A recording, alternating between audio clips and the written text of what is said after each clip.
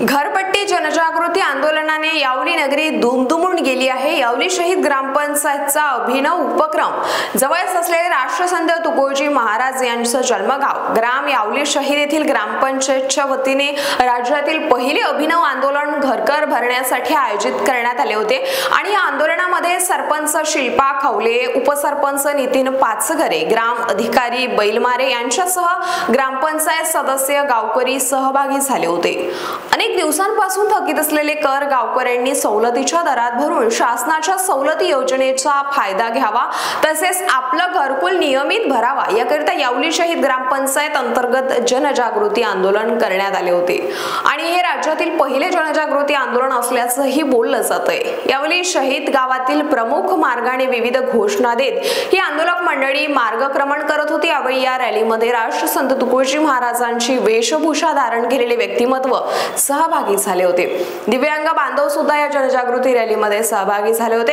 यावेळी सरपंच शिल्पा खवले, उपसरपंच नितीन पाचघरे, ग्रामाधिकारी ललित बैलमाले, ग्रामपंचायत सदस्य योगेश निंभोरकर, ग्रामपंचायत सदस्य निरंजना मेश्राम, माजी सरपंच अलका दामले, सामाजिक कार्यकर्ते तुषार खवले, गंगाधर श्रीखंडे, निलेश कांडेलकर, सुलभा कांडेलकर, सोनाली नागोनी, प्रेमाली यावले, भूषण कांडेलकर, अनिल कीर्तकार, अतुल यावलीकर, भूषण खवले, विलास यावले, बाबूराव आसरे, अक्षय भोपळे, गणेश भोपळे, भास्करराव दामले, बाळासाहेब दामले, मुन्ना खवले, अंकुश घाटोळ, राजू बोबडे, अतुल यावले, हर्षल यावले, योगेश नागोने सह सामाजिक कार्यकर्ते आणि यांच्यासह मोठ्या संख्येने ग्रामवासी सुद्धा सहभागी झाले होते।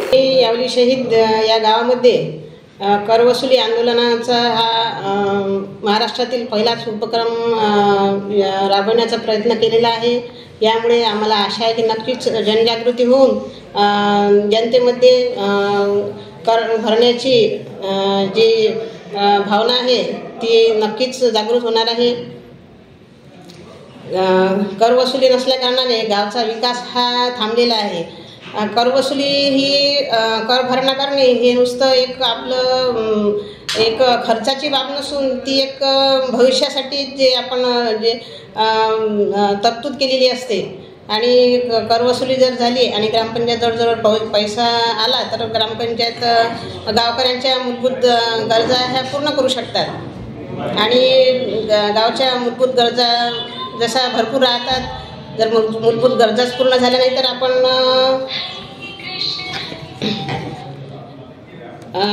समोर गावचा विकास करू शकणार नाही आणि म्हणून आम्हाला हे आंदोलन करणे गरजेचं वाटलं आणि आम्हाला शाश्वती आहे की आमचे गावकरी त्याला नक्कीच प्रतिसाद देतील।